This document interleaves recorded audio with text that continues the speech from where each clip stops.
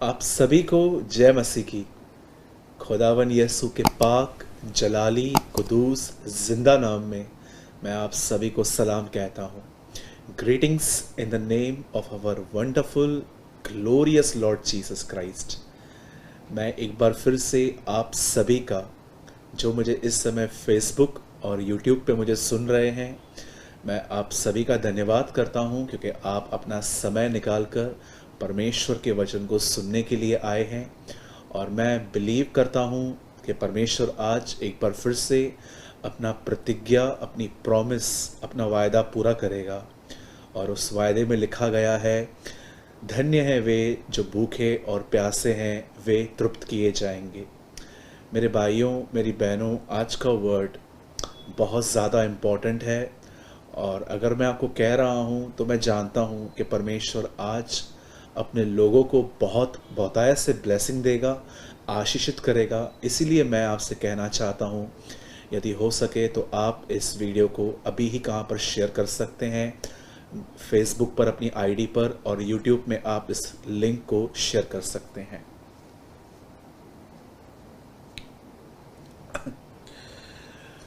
मैं सबसे पहले परमेश्वर को धन्यवाद देता हूँ, उस महान प्रभु परमेश्वर को जो हमारा पिता है, जो हमारा सब कुछ है, जिसने हमें बचाने के लिए अपना बेटा बलिदान कर दिया।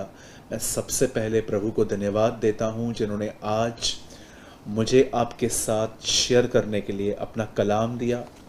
और उसके बाद मैं धन्यवाद करता हूँ ही फाउंडेशन का, ब्रदर जॉन आनंद का, जिन्होंने मुझे अपने पेज पर, अपने प्लेटफॉर्म पर इनवाइट किया, ताकि मैं उनके लोगों से और उनके वसीले से, इस पेज के वसीले से मैं और सबसे बात कर पाऊँ जो आज खुदा का कलाम सुनना चाहते हैं। और हमारी ये दुआ है कि ही फाउंडेशन और भाई जॉन आनंद, आप और आपके साथ जितने भी लोग जुड़े हुए हैं, आपकी टीम, मैं सभी के लिए मेरी ये दुआ है कि परमेश्वर आप लोगों को बहुत आय से ब्लेस करे। और मैं बिलीव करता हूँ कि आने वाले दिनों में मुंबई में परमेश्वर आप लोगों का उपयोग करेगा और परमेश्वर आपको अपने गवाह के रूप में स्टैंड करेगा। आइए, ये समय है परमेश्वर के वचन में आने की, ये समय है कि हम खुदा का कलाम सुने। और आइए, इससे पहले कि हम परमेश्वर के वचन की शुरुआत करें, मैं चाहता हूं आप सभी इस समय जोर से कहिए, ये समय है कि हम खुदा का कलाम सुने। और आइए, इससे पहले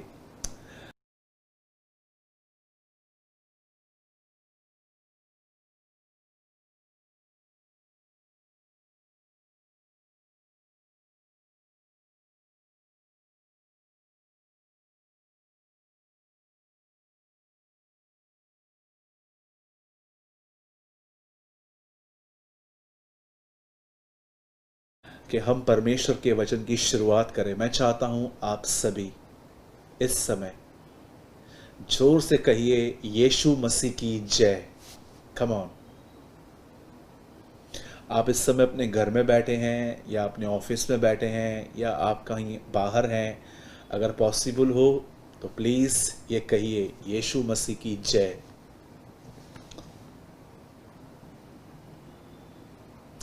आई बिलीव आप लोगों ने कहा है। आइए, मैं चाहता हूं अब आप में से हर व्यक्ति जो मुझे देख रहा है, बिना लज्जाए, बिना शर्म किए हुए अपना दाहिना हाथ स्वर्ग की ओर उठाए और कहिए, प्रभु आप महान हैं, प्रभु आप बड़े दयालु हैं, प्रभु आप अनुग्रहकारी हैं। You are a gracious. प्रभु आपके जैसा कोई नहीं है। प्रभु आज मुझे आपकी आवश्यकता है। आज का वचन मेरी जिंदगी को बदलेगा। आज आप मुझसे बात करेंगे। आज आप मुझे अपने दाहिने हाथ से संभाल लेंगे। और आज मैं घोषणा करता हूं, आज मैं बहुत सारे बंधनों से आजाद हो जाऊंगा। मेरा आगे का जीवन सिर्फ आपका है खुदा, और किसी का नहीं। मैं आपके मुबारक नाम को जलाल देता हूँ। Thank you lord Jesus. धन्यवाद Yeshu. Hallelujah. Praise you Jesus. Wonderful Jesus. आइए, मैं चाहता हूँ आप में से हर व्यक्ति इस समय अपने आप को तैयार करे।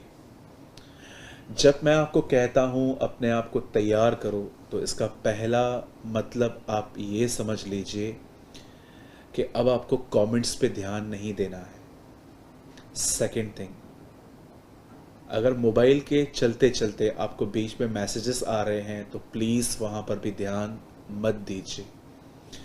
तीसरी चीज़, कुछ समय के लिए एक ही जगह पे बैठ जाइए, यहाँ वहाँ मत फिरिए, यहाँ वहाँ किसी को मत देखिए, अदरवाइज़ आपका टाइम भी वेस्ट होगा, आपकी इंटरनेट भी वेस्ट हो जाएगी और आप कुछ लर्न भी नहीं कर पाएंगे। आपके पास लास्ट में एक ही कमेंट बचेगा करने के लिए, मीटिंग बहुत अच्छी थी, लेकिन अगर मैं आपसे पूछूंगा क्या सीखा, तो आप कुछ भी नहीं बता पाएंगे। आप सिर्फ एक इमोशंस में इंजॉय करने वाले पर्सन बनेंगे। लेकिन प्लीज़ मैं आपसे विनती करता हूँ, जैसे जॉन द बैप्टिस्ट ने मसीह के आने से पहले कहा, prepare the way of the Lord. जो भी लोग कमेंट्स कर रहे हैं, आप उनको मत देखिए, हर एक की अपनी मर्जी है। मैं चाहता हूं कि आप में से हर व्यक्ति इस समय वर्ड पे कंसंट्रेट करे। प्लीज़ ध्यान दीजिए। मैं सबसे पहले आपको बता दूं कि आज, जैसे कि आप सबने सुना है कि आज का वचन, उसका टॉपिक है अधिक सोचना हमारी प्रॉब्लम है। आप सभी जानते हैं, हम काफ़ी टाइम से हम लॉकडाउन थे। अब आहिस्ते आहिस्ते भारत खुल रहा है, देश खुल रहे हैं। इन लॉकडाउन में बहुत सारे लोग जो हैं वो ओवर थिंकर्स बन गए, क्योंकि कहाँ पर जाने के लिए मिल नहीं रहा था, चर्चेस बंद थी और लोग घर पे बैठ बैठ के बहुत परेशान से हो गए थे, क्योंकि हमारी जो लाइफ का जो रूटीन है वो पूरी तरह से चेंज हो गया था। हम अपनी रोज़मर्रा की ज़िंदगी से बिल्कुल बाहर आके एक नई तरीके की ज़िंदगी जी रहे थे, जिसमें एडजस्ट करना सच में कठिन है और कठिन था भी। और आज मैं विशेष उन लोगों के लिए बात करना चाहता हूँ जिनकी ये शिकायत है खुद से कि ब्रदर, मैं न चाहते हुए भी बहुत कुछ सोचता हूँ, बहुत आगे की सोचता हूँ, बहुत पीछे की भी सोचता हूँ, और यही थॉट्स मुझे बीमार और थकी हुई ज़िंदगी प्रोवाइड कर रहे हैं। वो टॉपिक जो है वो मैं 10 से 15 मिनट के बाद चालू करूँगा, लेकिन मैं उससे पहले आपके साथ कुछ और शेयर करना चाहता हूँ, और वो है गुस्से से हम कैसे बाहर आ सकते हैं। Freedom from anger. मैं आपके लिए एक कलाम पढ़ रहा हूँ और इस समय आपके स्क्रीन पर भी है, और मैं इसके ऊपर आपको 10 से 15 मिनट आपको मैं काउंसलिंग देना चाहता हूँ। एक वर्ड मैं आपके सामने लगा रहा हूँ, 9:55 लूका की किताब, लूका की इंजील, उसका 9वां बाब और उसका 55 आयत में आपके लिए पढ़ रहा हूँ। परंतु उसने फिरकर उन्हें डांटा और कहा, तुम नहीं जानते कि तुम कैसी आत्मा के हो, क्योंकि मनुष्य का पुत्र लोगों के प्राणों को नाश करने नहीं वरन बचाने के लिए आया है। पुराने नियम के अंदर एक टाइम था जब एलिया से मिलने के लिए कुछ लोग आए थे। राजा ने उन लोगों को बोला कि जाओ, अगर तुम्हें एलिया मिलता है तो उसे ले आओ, उसे बुला लाओ। लेकिन जब एलिया के सामने वो 50 लोग गए, तब उन्होंने एलिया को कहा कि तुझे हमारे साथ चलना है। तब एलिया ने उनको कहा कि अगर मैं खुदा का खादिम हूँ, अगर मैं परमेश्वर का दास हूँ, तो इसी समय तुम्हारे ऊपर आग गिरी। और आप सभी जानते हैं उन लोगों पे आग गिरी और वे मर गए, ख़त्म हो गए। उसके बाद 50 और लोग आए, उनके साथ भी यही बात हुई। लेकिन जब तीसरी बार लोग उसे बुलाने के लिए आए, तो इस बार जो ऑफिसर था उसे बड़ी हम्बली बात की उससे कि अगर आपके अनुग्रह की दृष्टि मुझ पर हो तो कृपया मेरे साथ चलिए। लेकिन इस दल को कुछ नहीं हुआ। जिस जगह पर आग गिरी थी, अब उसी जगह पर बहुत सालों के बाद जब यीशु मसीह इस पृथ्वी पर आए, तो वो अपने चेलों के साथ वहां से जा रहे थे और लोग उनके अगेंस्ट में थे। तब प्रभु के एक चेले ने कहा, प्रभु अगर आप कहें तो क्या हम आग गिराएं? आप जानते हैं यीशु मसीह ने उनको हाँ नहीं कहा। यीशु ने उनको ये नहीं कहा कि रहने दो। यीशु ने कहा तुम नहीं जानते कि तुम किस आत्मा के हो। क्या आप इस बात को जानते हैं? पुरानी वाचा और नई वाचा में बहुत अंतर है। याद रखिएगा, एलिया ने जो कुछ भी किया था वो कहाँ न कहाँ उसके पीछे गुस्सा भी था। लेकिन यहाँ पर यीशु मसीह कहते हैं कि तुम नहीं जानते कि तुम किस आत्मा के हो। आज मैं आपको समझाना चाहता हूँ कि पुरानी नियम के अंदर जब एलीशा को किसी ने कहा टकले, बिकॉज उसके बाल नहीं थे, तब उन बच्चों को बालू खा गए। इवन आप बाइबल में पढ़ेंगे तो मूसा की बहन ने जब मूसा का विरोध किया तो उन्हें कोढ़ लग गया। पर आपने देखा नए नियम में यीशु मसीह को लोग शैतान कह रहे थे, बाल जबूल कह रहे थे, पेटू कह रहे थे, पियक्कड़ कह रहे थे। लेकिन यीशु मसीह को कहने पर भी उन्हें कुछ नहीं होता था, क्योंकि हम एक नई वाचा में हैं जहाँ पर हमें लोगों को माफ़ करना है, जहाँ पर लोगों को बदलने का हमें मौका देना है। आज मैं बात करना चाहता हूँ उन लोगों से जो कहाँ ना कहाँ इस आत्मा में चलते हैं। यीशु मसीह को कहने पर भी उन्हें कुछ नहीं होता था, क्योंकि हम एक नई वाचा में हैं जहाँ पर हमें लोगों को माफ़ करना है, जहाँ पर लोगों को बदलने का हमें मौका देना है। आज मैं बात करना चाहता हूँ उन लोगों से जो कहाँ ना कहाँ इस आत्मा में चलते हैं कि जब भी उनको कोई हर्ट करता है तो वो भी बदले की मांग करते हैं या उनको सुना देते हैं। क्या आप जानते हो, जिस समय आपको गुस्सा आता है, क्रोध आता है, उस समय आपको पवित्र आत्मा नहीं, एक दुष्ट आत्मा कंट्रोल करने की कोशिश करता है। आपको ये जानना है कि क्रोध करना क्या होता है। बाइबल बताती है गुस्सा तो करो पर पाप मत करो। ये कौन सा गुस्सा है जिसमें पाप नहीं है, और वो कौन सा गुस्सा है जिसमें पाप है? सुनिए, अगर आप परमेश्वर के राज्य में, प्रभु की कलीसिया में कुछ गलत होते हुए देख रहे हैं और अगर आप वहां पर गुस्सा कर रहे हैं, और गुस्से के अंदर आपको कर्स नहीं करना है, गुस्से के अंदर आपको किसी को बदनाम नहीं करना है, गुस्से में आकर आपको गंदी लैंग्वेज यूज नहीं करनी है, लेकिन जिस आदमी की गलती है अगर आप उसको गुस्से से लेकिन सही शब्दों से समझा रहे हो तो ये गुनाह नहीं है। इसका क्लियर प्रूफ है कि जब यीशु मसीह मंदिर में गए तो और उन्होंने जब मंदिर में व्यापार को देखा तो उन्हें भी एक तरफ से ऐसा कह सकते हैं कि उनको ये बिल्कुल माहौल पसंद नहीं आया और उन्होंने सबको बाहर निकाला। पर आपने ये देखा कि जब यीशु मसीह को उनके पर्सनली लोगों ने इसको पर्सनली कुछ नाम दिए कि दुष्ट आत्मा है, पेटू है, पियक्कड़ है, यीशु ने कभी गुस्सा नहीं किया। मेरे भाइयों, मेरी बहनों, अगर लोग आपके पास्ट को लेकर आपको ताने मारते हैं, आपके फ्यूचर के लिए बोलते हैं कुछ भी, या तो आपकी कमज़ोरियों के लिए कुछ बोलते हैं। इन दिनों में जब हम घर में थे तो कई बार ऐसे मुझे कॉल्स, मैसेजेस आए जिसमें ऐसा लिखा गया कि बहुत घर के अंदर नोक-झोंक होती है, तू-तू मैं-मैं हो जाता है, डिस्कशंस होते हैं। याद रखिए, आपको गुस्सा नहीं आना चाहिए जब लोग आपको पर्सनली कुछ बोलते हैं। आपको वहाँ पर शांत रहना चाहिए, परमेश्वर को मौका देना चाहिए कि परमेश्वर एक दिन उनसे बात करे। लेकिन अगर आप गुस्सा करते हैं, आप सुना देते हैं और आप भी चिल्लाते हैं, गालियाँ निकालते हैं, तो मुझे शक है कि आपका नया जन्म हुआ भी है कि नहीं।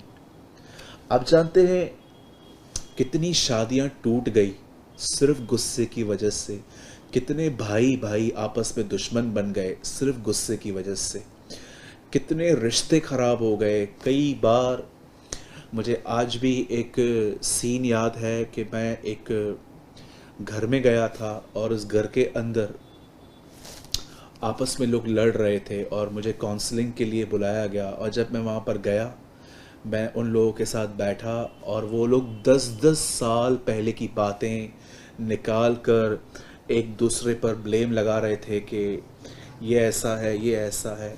गुस्से में बोले गए शब्द कई सालों के बाद भी लोगों को याद रखते हैं। याद रखिए, आपके शब्दों में ज़िंदगी और मौत है, और जो आप कहेंगे वही आप बोएंगे। अगर आप एक ऐसे व्यक्ति हैं जिसको बहुत जल्दी गुस्सा आता है, गुस्से में आपके मुंह से गाली निकलती है, गुस्से में आपका हाथ उठ जाता है, या तो गुस्से में आप दूसरों की बुराइयां कर बैठते हैं, या आप एक ऐसे व्यक्ति हैं कि जब तक आप सामने वाले की बेइज्जती न कर दें तब तक आपको रात को नींद नहीं आती। अगर आप ऐसे हैं तो आज मैं आपको फेस पे कहना चाहता हूँ, आपका हृदय शुद्ध नहीं है। और अगर आप यहाँ से बाहर आना चाहते हैं तो मैं आपको दो रास्ते बताता हूँ जिससे आप अपने एंगर पे कंट्रोल पा सकते हो। और वो दो रास्ते हैं प्रेयर एंड फास्टिंग। आप जानते हैं यीशु मसीह ने एक बार दुष्ट आत्मा निकालने के बाद क्या कहा कि ये जाति बगैर उपवास और प्रार्थना के नहीं जाती। कुछ चीज़ें ऐसी हैं जिसमें हमें फास्टिंग करनी है और फास्टिंग में प्रेयर करनी है ताकि खुदा अपने अभिषेक के द्वारा आपके और मेरे बंधनों को तोड़े और हम आज़ाद हों। मैं आपको सच कहता हूँ, मैं आपको एक सच्ची बात बताता हूँ। मेरे एक फ्रेंड हैं, आज भी वो हैं, हमारे दोस्त ही हैं। वो बिलीवर नहीं है, ही इज़ अ अनबिलीवर। उनको शादी से पहले मैं जानता हूँ और मैं हमेशा उनको एक बात कहता था कि भाई तू अपने गुस्से पे थोड़ा कंट्रोल कर। मुझे उन दिनों में बिब्लिकल नॉलेज इतना डीप नहीं था कि मैं उनको काउंसिल कर पाऊँ, लेकिन मैं उनको हमेशा एक बात कहता था कि प्लीज़ अपने एंगर पे कंट्रोल कर। और वो हमेशा हाँ हाँ बोलता था। लेकिन एक दिन ऐसा हुआ, उसकी मैरिज हुई और मैरिज के बाद उसने ऐसा गुस्सा किया कि आज भी मैं आपको सच कहता हूँ, उस हस्बैंड और वाइफ के बीच में कुछ भी ठीक नहीं रहता, कुछ भी नहीं। वो जब भी मुझे मिलता है मैं उसको हमेशा डिप्रेस और डिस्करेज देखता हूँ, मैं उसको समझाता हूँ। आप जानते हैं गुस्से की वजह से कितना कुछ खराब होता है। कई बार मैंने देखा है कि लोग गुस्सा करते हैं, फिर एक दूसरे के साथ मेल मिलाप करते हैं, लेकिन 3 महीने के बाद वही सेम बातें निकालते हैं कि तूने ऐसा बोला था, तूने ऐसा बोला था। और आप जानते हैं गुस्सा किन्हें आता है? गुस्सा उन लोगों को आता है जो लोगों से ओवर एक्सपेक्ट करते हैं, जो उम्मीद करते हैं कि लोग उनको गोद में उठा के लेके चलें, उनके बालों को बनाएं, उनके देखभाल करें। इतनी उम्मीद आप क्यों रखते हैं आखिर? गुस्सा उन्हें आता है जिन्हें बहुत उम्मीद होती है किसी से। और जब वो, जैसे कि मैं आपको एक सिंपल एग्जांपल देता हूँ कि अगर आपका बर्थडे आने वाला है और आप उम्मीद कर रहे थे कि ये पर्सन आपको विश करेगा, और अगर उसने आपको विश नहीं किया तो आपका मन भी उसके लिए बदल जाता है। आप क्यों उम्मीद करते हैं? और जानते हैं गुस्सा दूसरा किसको आता है? जिनको एक अच्छी पोजीशन होती है, मैनेजर की, एचआर की, चर्च के अंदर एल्डर की, या तो चेयरमैन की, या तो सेक्रेटरी की। कई सारे लोग जब पोजीशन पे आ जाते हैं तो वो उनके अंदर एक, मैं कहूँगा उनके अंदर एक माइंड सेट हो जाता है कि अगर मैं इस पोजीशन पे हूँ तो लोग मुझसे वैसे ही व्यवहार करें, इससे कम नहीं चलेगा। ये एक गलत तरीका है। मैं आपको बताना चाहता हूँ, जितना खुदा आपको उठाए आपको उतना नीचे जाना चाहिए, ज़मीन से जुड़कर रहना चाहिए, खुदा के लोगों के लिए सोचना चाहिए।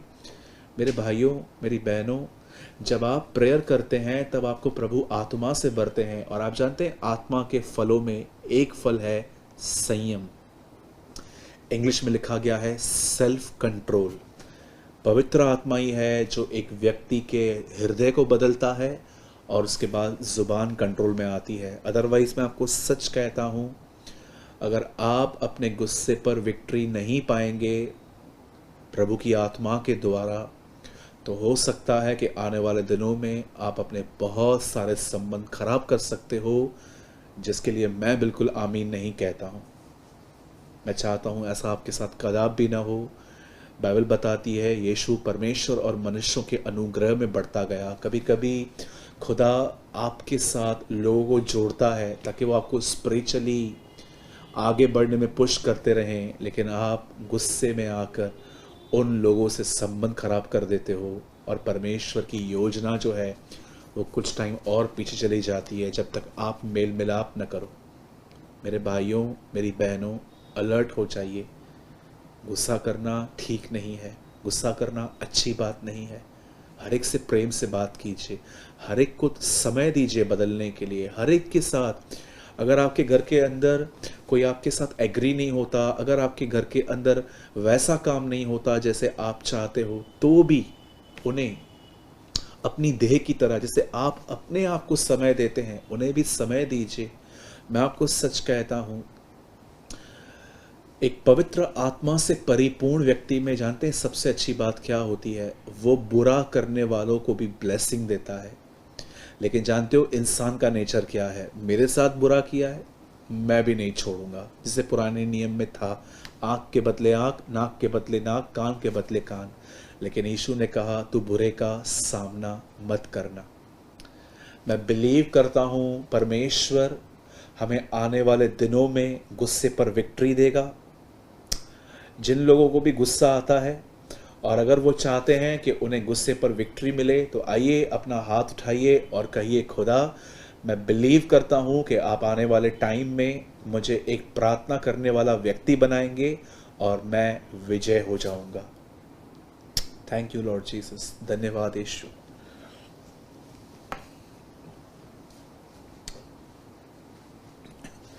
आइए, ये समय है। मैं बिलीव करता हूँ कि आज की काउंसलिंग में आपने ज़रूर कुछ लर्न किया होगा, उम्मीद है मुझे। और अब आइए, ये समय है कि हम परमेश्वर के वचन में आएँ। और मैं चाहता हूँ सबसे पहले हम बाइबल को ओपन कर लेंगे और उसके बाद हम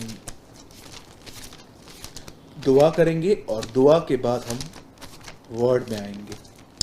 मैं चाहता हूँ आप में से हर व्यक्ति जो इस समय मुझे देख रहा है, अगर आप चाहें तो आप इस वीडियो को फेसबुक पे अपनी आईडी पर शेयर कर सकते हैं। इससे एक अच्छी बात ये होगी कि जितने लोग आपकी फ्रेंड लिस्ट में होंगे वो आपको देख पाएंगे। और अगर आप चाहते हो यूट्यूब पर आप हो, तो आप यहाँ से लिंक लेकर व्हाट्सएप ग्रुप्स में आप डाल सकते हो ताकि और लोग ज्वाइन हो सकें और खुदा के कलाम को सुन सकें। जेनेसिस का 32, पैदाइश की किताब, उत्पत्ति की पुस्तक, उसका 32वां अध्याय हम सब खोलेंगे और उसके बाद हम दुआ करके उस वचन को पढ़कर मैं आपको कुछ समझाना चाहूंगा। धन्यवाद यीशु।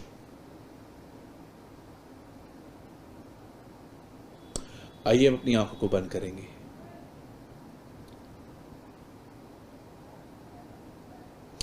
हे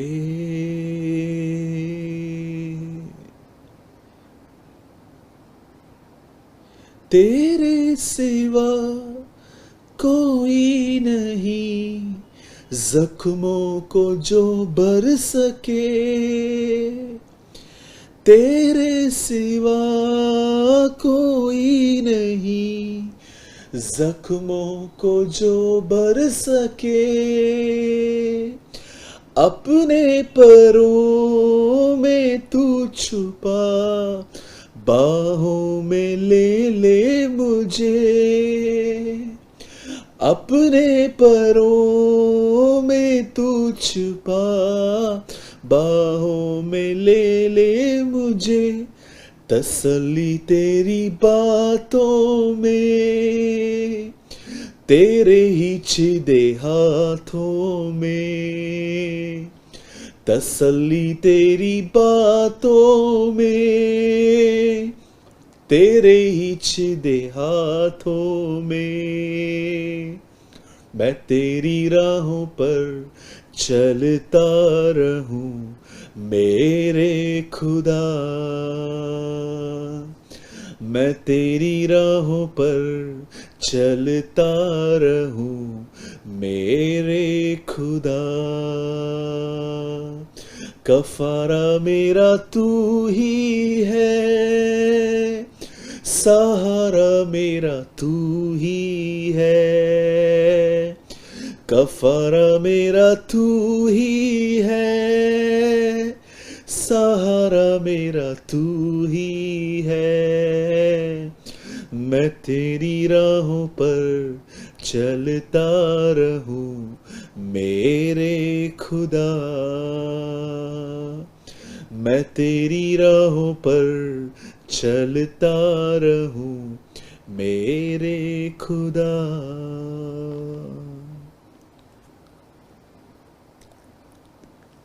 खुदा, हन्ना बहुत दुखी थी वो तेरे सामने बिलक बिलक के रोती थी, वो अपने आप को तेरे सामने खाली करती थी। आज हम भी खुदा सब कुछ तेरे सामने रखते हैं। तू बहुत अच्छे से जानता है कि हम कहाँ से गुजर रहे हैं, हमारे हालात क्या हैं। खुदा हो सकता है कि ये तेरे लोग जो मुझे फेसबुक और यूट्यूब पे देख रहे हैं, हो सकता है ये स्माइल लेके चलते हैं लेकिन अंदर से टूटे हुए हैं, दुखी हैं, हताश और अकेले हैं। आज अपने लोगों को अपने आप से भर। आज अपने लोगों को अपने जॉय, अपने आनंद, अपनी शांति से भर। आज अपने लोगों को छूछे हाथ नहीं लेकिन भर कर भेज।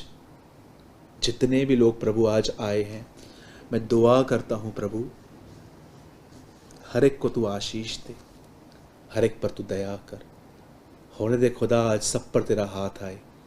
विश्वास करते हैं आपने हमारी दुआओं को सुना, यीशु मसीह के नाम में, amen, amen. Thank you Lord.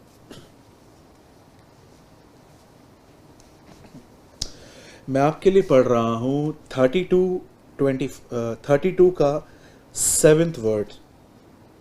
उत्पत्ति पैदाइश की किताब, उसका 32वां अध्याय, उसका 7वां वचन। तब याकूब बहुत डर गया और संकट में पड़ा और यह सोचकर अपने साथियों के और भेड़ बकरियों के और गाय बैलों और ऊंटों के भी अलग अलग 2 दल कर लिए कि यदि एसाव आकर पहले दल को मारने लगे तो दूसरा दल भागकर बच जाएगा।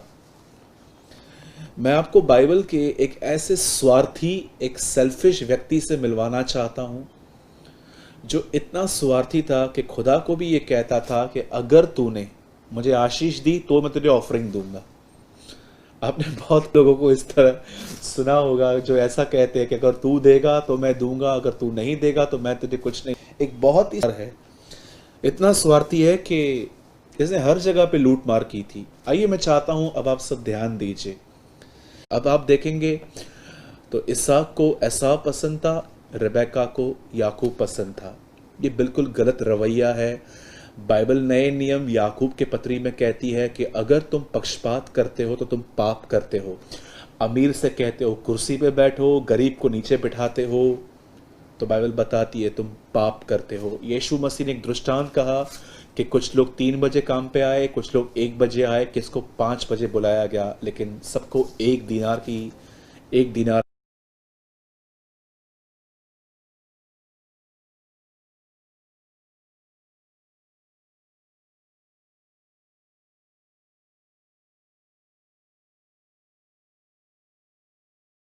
को तैयार हैं। लेकिन अगर एक गरीब व्यक्ति जो पढ़ा लिखा नहीं है, जो इलिटरेट है, जिसको बोलने का भी ढंग नहीं है, उसे कोई नहीं पूछता आजकल, जो एक गलत रवैया है।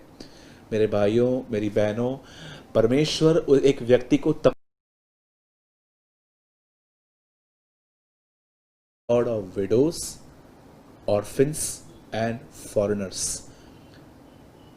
कई बेचारे गांव से लोग काम करने के लिए कई जगहों पे जाते हैं और स्मार्ट लोग जब देखते हैं कि इनको इतनी विजडम नहीं है, गांव से आए हैं, तो उनको लूट लेते हैं। कभी ये काम मत कीजिएगा।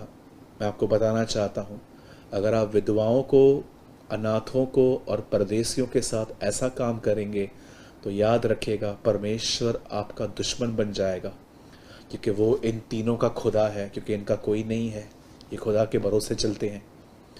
अब देखिए यहाँ पर क्या हुआ। बाइबल बताती है कि ये परिवार में एक पक्षपात था और एक दिन ऐसा हुआ कि एसाव बड़ा था, याकूब छोटा था, और बड़े बेटे को सारे हक होते हैं। और एक दिन याकूब ने एसाव को उसका पहलोटेपन का जो अधिकार था, उन दिनों में शब्द बोला जाता था और मान लिया जाता था, इसने इस व्यक्ति का पहलोटेपन का पद छीना। उसके बाद उसने अपने डैड को जाके उससे आशीषें ली, अपना आवाज़ चेंज करके। उसके बाद वो अपने मामा लाबान के पास भाग गया और लाबान को भी उसने वहाँ पर भी उसके साथ चीटिंग की। भाई को लूटा, बाप को लूटा, मामा को उसने कहाँ न कहाँ मूर्ख बनाया। और जब वो ये सब करने के बाद वापस अपने गांव में कई सालों के बाद लौट रहा था, तब उसे एक खबर मिलती है। इस खबर में उसे पता चलता है कि उसका भाई 400 लोगों के साथ इससे मिलने आ रहा है। और जैसे इसने इतने सालों पहले जब इसने अपने भाई को चीट किया था, उसको लालच दे के फंसाया था, अब इसे लग रहा है कि इसका भाई इससे बदला लेने के लिए आ रहा है। और जानते हैं यहाँ पर क्या लिखा गया है? तब याकूब बहुत डर गया और संकट में पड़ा, और यह सोचकर, अब यहाँ पर हम देख रहे हैं याकूब सोच रहा है। अब वो ओवर थिंकर बन रहा है। अब वो इतना सोच रहा है कि उसने अपने आप को दो ग्रुप में बांट लिया कि एक ग्रुप आगे चले, एक ग्रुप पीछे चले, कि अगर पहले ग्रुप पर हमला हुआ तो दूसरा ग्रुप ये देखकर भाग जाएगा। मेरे भाइयों, मेरी बहनों, कभी कभी आपने देखा है हमारा दिमाग भी ऐसे ही चलता रहता है। मैंने कई बार महसूस किया है कि जब मैं सोया हूं फिर भी मेरा दिमाग चलता है। श्रेष्ठ गीत में लिखा है, मैं सो रही थी पर मेरा मन जाग रहा था। क्यों हमारे विचार चलते रहते हैं, सोच सोच के हम कितना अपने आप को परेशान, डिस्टर्ब करते हैं। हमारे बिहेवियर में फ़र्क आ जाता है, फिर उस बिहेवियर से घर का माहौल ख़राब होता है। ये आप सब ने अनुभव किया होगा। आज मैं आपको बताना चाहता हूँ कि हम क्यों अधिक सोचते हैं। ध्यान दीजिए, याद रखिए, डेविल आपके पास्ट को बहुत अच्छे से जानता है, और खुदा आपके पास्ट और आपके फ्यूचर और आपके प्रेजेंट तीनों को जानता है। शैतान बहुत अच्छे से जानता है कौन सी चीज़ें आपकी ज़िंदगी में पीछे हुई हैं, और वो उन्हीं में से कुछ चीज़ें लेकर आपके अंदर अलग अलग तरह के विचार डालता है। अब देखिए, याकूब के साथ कितनी पुरानी बात उसे याद करवा के उसके अंदर थॉट्स डाले गए कि तेरा भाई तुझे मारने के लिए आ रहा है। कई बार शैतान अच्छे से जानता है कि आपने पास्ट में क्या किया है। अगर आपने किसी से पैसे लिए हैं और आप दे नहीं पा रहे हो, तो शैतान हमेशा आपके अंदर डर डालने की कोशिश करेगा कि ये आदमी आने वाला है, तेरी बेइज्जती करवाएगा। अगर आप किराया नहीं भर पाए हैं तो वो कई बार आपके अंदर थॉट डालेगा कि आज तेरी इंसल्ट होगी। कई बार आप बहनें, अगर बच्चा नहीं होता और आप चेक करवाते हैं तो कई बार आपको थॉट्स देता है कि आपको बच्चा नहीं होने वाला है। वो आपकी हर चीज़ को जानता है, वो आपके पास के फेल्यूर्स को जानता है। यीशु मसीह ने शैतान के लिए बहुत कुछ बताया नए नियम में। पुराने नियम के अंदर आप शैतान के लिए थोड़ा ही कुछ पढ़ोगे, आप पढ़ेंगे कि उसने दाऊद को उकसाया, वो अय्यूब के टाइम पे दिखाई दिया, और यहेजकल और यशाया में थोड़ा थोड़ा उसके लिए लिखा गया है। लेकिन नए नियम के पहले पन्नों पर ही जानते हैं क्या लिखा गया है? लोग बीमारी में यीशु के पास आते थे और यीशु उनमें से दुष्ट आत्मा निकालता था। शैतान से यीशु का सामना हुआ। यीशु मसीह ने कई बार कहा कि दुष्ट आत्मा निकलती है, अगर उसे आराम नहीं मिलता तो वापस आती है। आपने न्यू टेस्टामेंट में पढ़ा है, आप हर अध्याय में लगभग आप कहाँ ना कहाँ डेविल के सिम्टम्स को देखेंगे। दुष्ट आत्मा निकाली, यीशु ने बीमार को चंगा किया, यीशु मसीह ने डेविल की एक्टिविटीज़ पे टीचिंग दी कि उसने कहा कि एक जगह पे ऐसा लिखा गया है कि अशुद्ध आत्मा एक नहीं वरन 7 को लेकर आती है, और यीशु ने उसका एक और नाम बताया कि वो झूठा है, झूठ का पिता है। याद रखिए, जब आप बहुत अधिक सोचते हैं ना, मैं आपको बताना चाहता हूँ, उसमें अधिक से अधिक बातें शैतान की मिलावट होती हैं। परमेश्वर हमेशा, याद रखिए, आपकी प्रॉब्लम्स में आपको सॉल्यूशन भी दिखाता है, वो आपको रास्ता भी दिखाता है। लेकिन डेविल आपके अंदर तरह तरह की बातें, शक भरेगा, चिंता भरेगा, डर को भरेगा। पता नहीं वो आपको कहाँ ले जाएगा विचारों के अंदर। वो आपको इतना गहराई में ले जाएगा कि वो ही ख्याल आपको डिप्रेस, डिस्करेज। मैं आपको सच कहता हूँ, जो मैं कहता हूँ मुझे उसका बहुत गहरा अनुभव है, बहुत गहरा। बहुत कुछ खोते खोते हमारे अनुभव इतने मजबूत हो जाते हैं कि हम आगे ही नहीं बढ़ पाते हैं। हमें लगता है हर चीज़ जाने वाली है। मेरे भाइयों, मेरी बहनों, मैं आपको बताना चाहता हूँ, डर, चिंता, परेशानी किस तरह के लोगों को होती है। मैं आपको बताना चाहता हूँ, ये उन लोगों के लिए है ये उन लोगों के दिमाग पे अटैक करता है जिन लोगों ने अपने लाइफ में परमेश्वर के वचन को न सीरियसली पढ़ा है, न उसे कभी सीरियसली लिया है, न उसको कभी सीरियसली मेडिटेट किया है। ट्रस्ट मी मेरे भाइयों, मेरी बहनों, गुनाहों से माफ़ी पानी है तो बड़ा आसान है। खुदा के सामने जाइए और उससे माफ़ी मांगिए। यीशु मसीह आपको अपने लहू से धो देंगे, आपको धर्मी ठहरा देंगे। माफ़ी के लिए कुछ भी नहीं करना है, खुदा से माफ़ी मांगनी है। पर मैं आपको बताना चाहता हूँ, विक्ट्री पाने के लिए एक कीमत चुकानी है। अगर आपको लगता है कि विक्ट्री खुद ही आती है, विजय खुद भी आती है, तो पौलुस क्यों कहता है कि मैं अपने आप को मारता, कूटता और वश में लाता हूँ? क्यों कहता है निरंतर प्रार्थना में लगे रहो? क्यों कहता है मसीह के वचन को अपने दिल में अधिकाई से बसने दो? जिस आदमी ने ये लिखा कि मैं धर्मी हूँ, आप जानते हैं पौलुस ने अपने बारे में बहुत कुछ लिखा है। रोमियो 3:10 में लिखता है कोई धर्मी नहीं है, लेकिन 3:25 में वो कहता है कि अब हर व्यक्ति धर्मी है।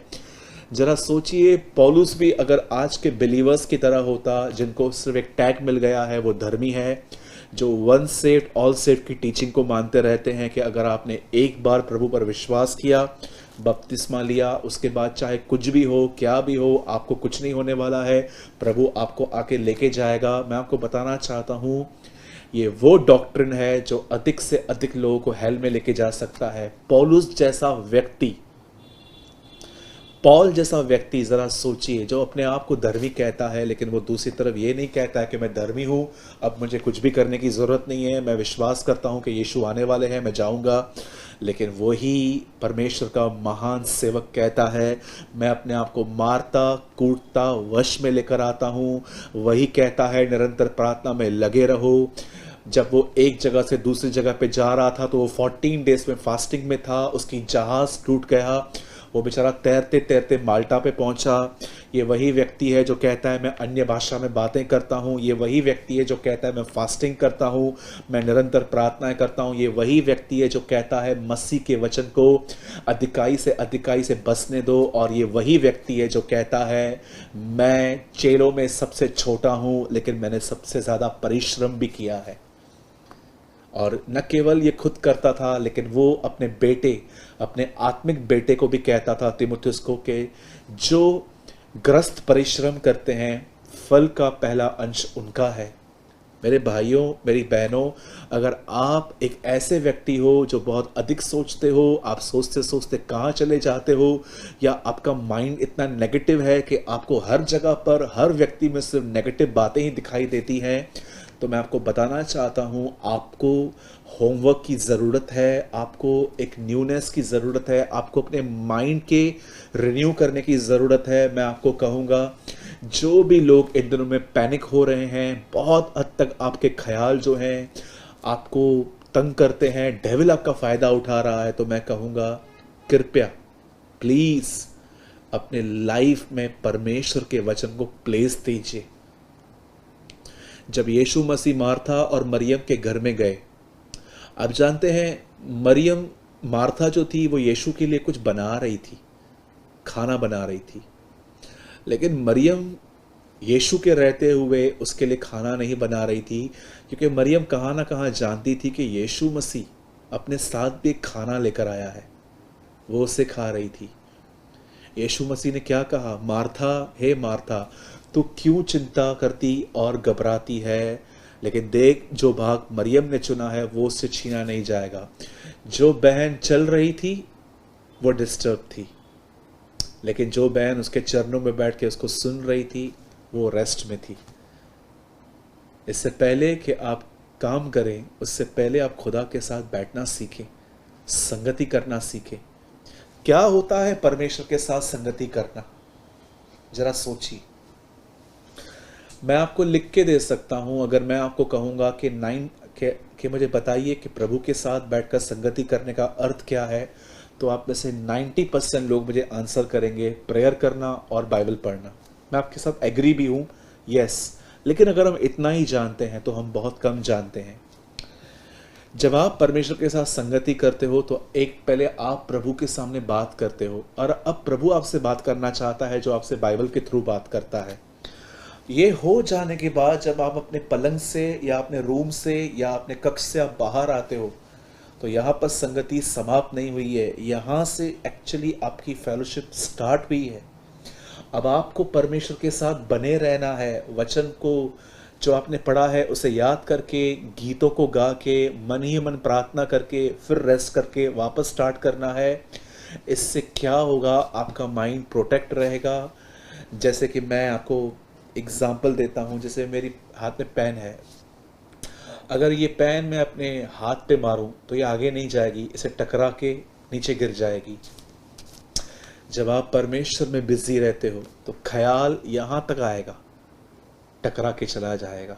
बहुत सारे ख्याल तो आपके अंदर भी नहीं आएंगे क्योंकि आप व्यस्त हैं। मैं बिलीव करता हूँ कि बैप्टिज्म सिर्फ बैप्टिज्म नहीं है, वो यीशु के साथ हमारी इंगेजमेंट हुई है, और जब प्रभु यीशु मसीह आएंगे तो हमारी शादी होगी। आप जानते हैं पुराने टाइम में, अब तो ऐसा बहुत कम है, आजकल हर एक के पास अपना एंड्रॉयड फ़ोन है। पुराने समय में हम लोग के घरों में लैंडलाइंस होती थी, BSNL की। 2 फ़ोन होते थे, मतलब आप कहाँ से भी उठा सकते हो, अपने कमरे में से भी और घर से भी। कभी कभी आपने देखा होगा, जब हम फ़ोन करते थे तो एक अजीब सी टोन बजती थी और हम कहते थे इंगेज आ रहा है, मतलब कोई बिजी है। मैं आपसे पूछना चाहता हूँ, आप अपने दूल्हे यीशु के साथ कितने इंगेज्ड हो? और बुरा मत मानिएगा अब जो मैं कह रहा हूँ, मुझे पता है ये लाइन सुनने के बाद कुछ लोग ऑफलाइन हो जाएंगे, पर मुझे इसकी फिक्र नहीं है, क्योंकि एटलीस्ट वो सच्चाई तो सुन ही लेंगे। आप जानते हैं, अगर आप परमेश्वर के साथ बिजी नहीं हैं तो फिर आप 3 चीज़ों के साथ बिजी हैं। एक, खुद के साथ होल डे अपने बारे में सोचना, मेरा फ्यूचर, मेरा पास्ट, मेरा प्रेजेंट, मेरी नौकरी, मेरी बीवी, मेरे बच्चे, मेरा घर, मेरा लोन, मेरा हाउस लोन, मेरी कार, होल डे खुद के लिए सोचना। दूसरा, या तो आप बिजी हो संसार में, संसार क्या कर रहा है, कौन से न्यू फैशंस आए हैं, कौन सी नई घड़ियां आई हैं, कौन सा नया फ़ोन आया है, कौन सी नई हेयर स्टाइल आई है, कौन सा ये आया है, कौन सा वो आया है। आप होल डे यही सब सोचते रहेंगे। और तीसरा, या तो आप बिजी हैं डेविल के साथ, वो आपके मन के अंदर नेगेटिविटी डाल रहा है, कचरा डाल रहा है, तरह तरह की बातें डाल रहा है, और आपको ये सब नॉर्मल लगेगा। जो व्यक्ति खुदा के साथ बिजी नहीं है, वो इन 3 चीज़ों के साथ बिजी है आजकल। मेरे भाइयों, मेरी बहनों, अगर आज हम ओवर थिंकर्स हैं, अगर हम अधिक सोचते हैं, याकूब की तरह इतना आगे चले गए हैं, तो उसका एक रीज़न ये है क्योंकि हमने सावधानी नहीं बरती है। हमने अपने जीवन में वो सब होने दिया जो हम चाहते थे, पर हमने वो नहीं किया जो खुदा चाहता था। यदि आप सच में अगर आप अपनी थिंकिंग पर, अपने विचारों की ज़िंदगी पर, अपनी थॉट लाइफ पर विक्ट्री पाना चाहते हैं, तो मैं आपको एडवाइस देता हूँ, आज एक नया रजिस्टर लीजिए, बाइबल लीजिए। आपके बाइबल के अंदर इस तरह की रिबन्स होती हैं, जहाँ पर आप पढ़ते हैं उसे वहाँ रख दीजिए, और आप जो कुछ भी सीख रहे हैं उसे एक नोटबुक में लिख दीजिए। और अगर हो सके, प्रभु आपको अगर अगुवाई करे, तो उस लिखे वो को अपने फेसबुक पर भी अपलोड कीजिए, ताकि आपके लोग, आपके फ्रेंड लिस्ट में लोग आपसे ब्लेस्ड हों। इसे कहते हैं जीवन जीना और सेवकाई करना। परमेश्वर के वचन को पढ़िए, परमेश्वर के वचन को मेडिटेट कीजिए, परमेश्वर के वचन को अपने अंदर रखिए। यही चीज़ है जो आपकी ज़िंदगी को बदल सकती है। Let's pray.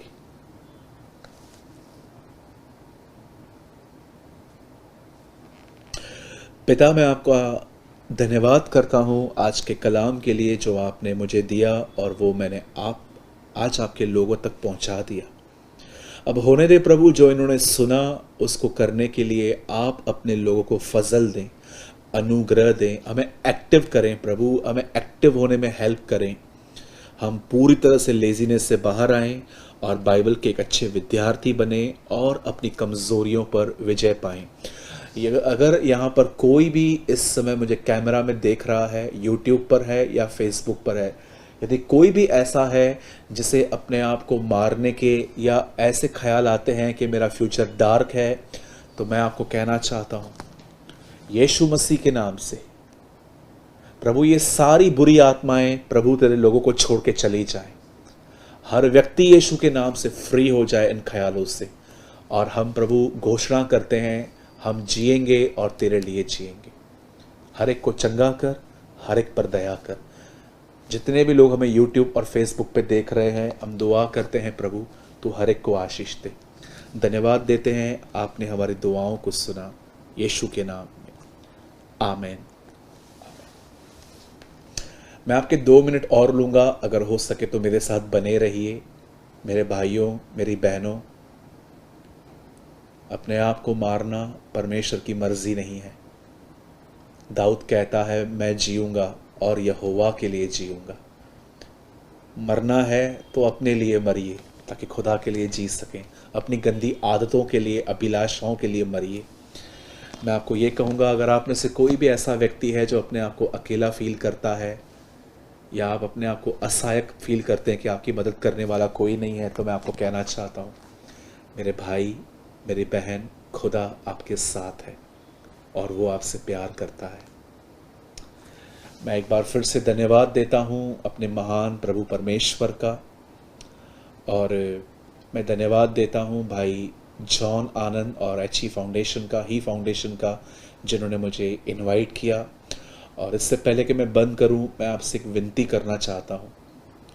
मैं जानता हूँ मुझे कितने सारे मैसेजेस आए हुए हैं इन दिनों में जिनमें ऐसा लिखा गया है कि हम अपनी लाइफ में बहुत डिस्टर्ब हैं।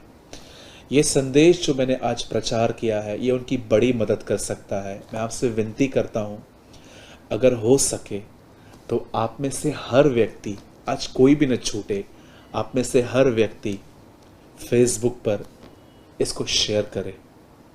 मैं विनती करता हूँ, आप में से हर व्यक्ति, चाहे आप कोई भी हैं, अगर आपको लगता है कि हाँ ये संदेश सब तक पहुँचना चाहिए, तो इस संदेश को अपने फेसबुक आईडी पर, और अगर आप चाहें तो प्लीज़ यूट्यूब से इसका लिंक निकाल कर आप जितने भी व्हाट्सएप ग्रुप्स हैं या आपके पास ब्रॉडकास्ट है या आप किसी ग्रुप में एडमिन हो, तो प्लीज़ आप वहाँ पर इस वीडियो को शेयर कीजिए।